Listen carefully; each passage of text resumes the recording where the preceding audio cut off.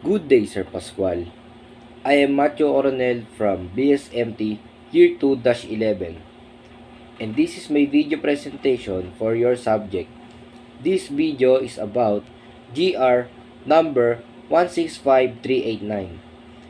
Is a case decided by the Supreme Court of the Philippines on October 17, 2008. NFD International Manning Agents and AS Vulcanus Oslo petitioners, the parties who are appealing the case. National Labor Relations Commission, Jose I. Ilagan Jr.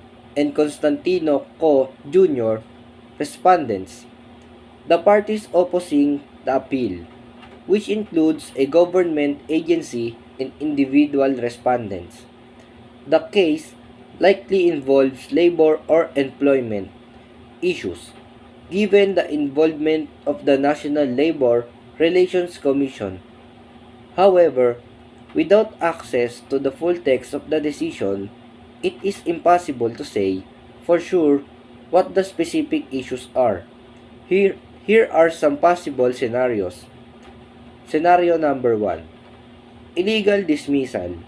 The petitioners may have been illegally dismissed from their employment. Second scenario, unpaid wages.